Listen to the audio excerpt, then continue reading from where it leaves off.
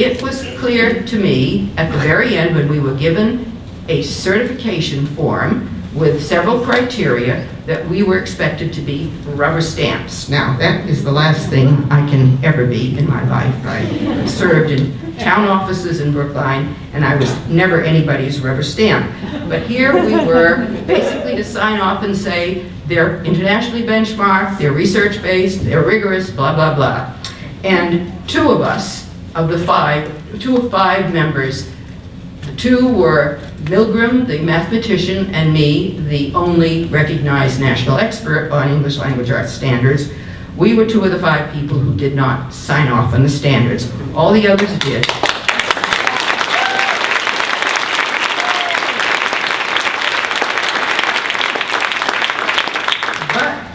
But the claim can be made that the majority of the members of this committee signed off on the standards, even if they couldn't understand the math. It didn't matter. They signed off. So, who were the people writing these standards? That's what was the most frustrating part of the whole situation to me. The two lead writers, and their names are well known, David Coleman is now president of the College Boards, and Susan Pimentel were the two lead writers in ELA. Neither of them had experience teaching English in college or at the K-12 level. Neither of them had ever published any serious work on K-12, and neither had a reputation for scholarship or research. They were virtually unknown to the entire field, but somehow they had been chosen to transform ELA education in the US. Who recommended them and why, we still do not know. We can suspect that maybe Gates knew them, but we don't have any evidence. Interestingly, no one in the media, from the time their names were made known, no one commented on their lack of credentials for the task they had been assigned. Indeed, no one in the media ever showed the slightest interest in the qualifications of the standard writers.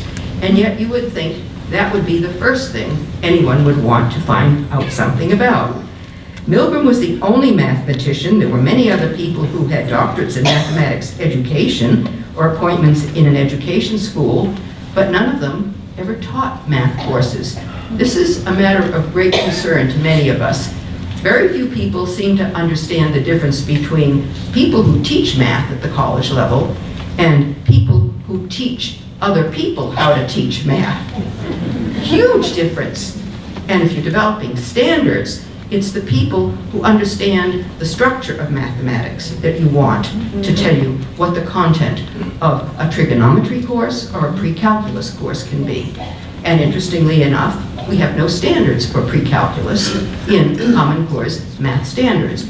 And we have only a few trig standards, which is one of the big issues that Professor Milgram keeps raising, because one of the things Common Core standards do not do is prepare kids for STEM areas. And yet that was supposed to be one of the biggest issues that these standards would address. If you want to prepare kids for STEM issues, they're going to have to take trig and pre-calculus. And then they can become science majors, math majors, engineering majors, finance majors, economics majors, and a few other things today. But if you can't take trig in high school, and I'm not saying that Common Core forbids you to take trig in high school, it simply doesn't have most of the standards you need. And it has none of the standards for pre-calculus, according to Professor Milgram. So we have the problem of who was on this committee validating what standards writers who were not qualified to write standards had produced.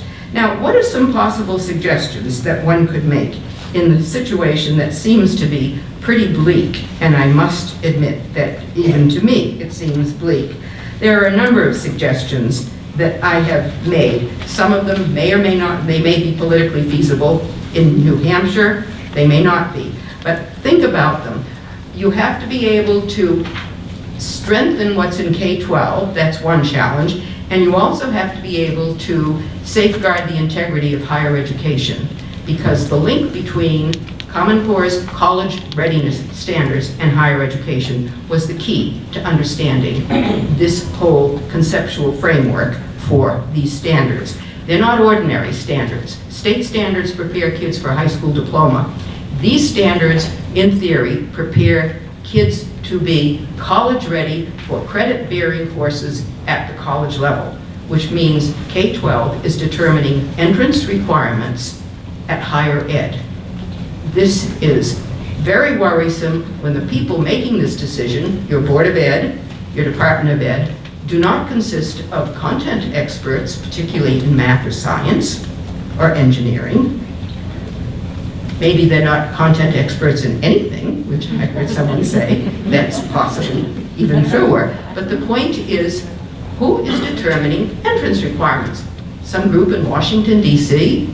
So I have suggested, number one, think about how you might incentivize your higher education system, if you have a board of higher ed, to develop a matriculation test for possible eligibility for a higher ed system. Many other countries have matriculation exams for students who want to go on to the university system. And these exams would have to be developed by the faculty at your universities. Secondly, you can do what a couple of states already do, offer differential diplomas. One regular diploma for achieving maybe the minimal competencies that Common Core has, and an academic diploma for those who achieve more. New York State used to have something like that called the Regents.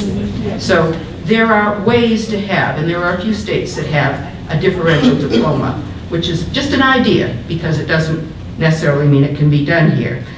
Then you can certainly try to have legislation that would withdraw New Hampshire from Smarter Balanced, which is the testing consortium you're in, because it is a waste of taxpayers' money to base your state assessments on a set of standards that needs to be completely revised, if not abandoned.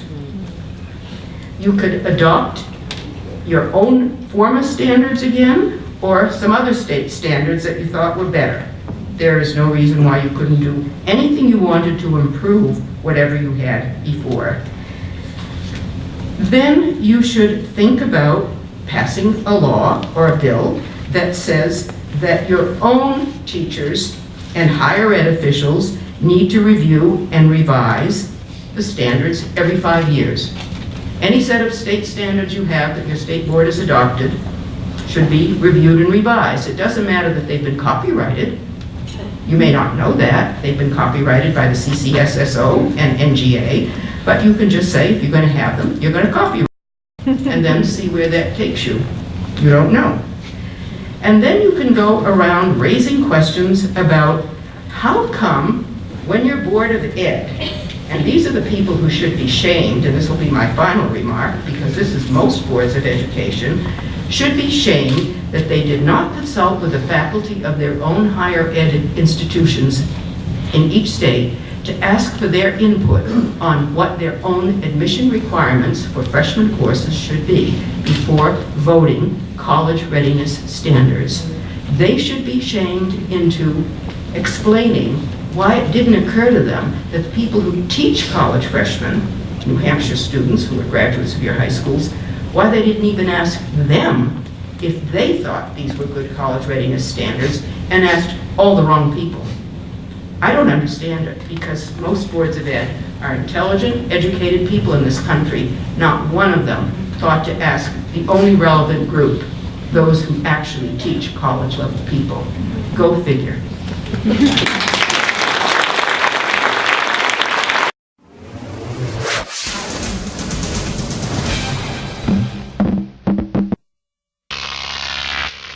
Croc TV.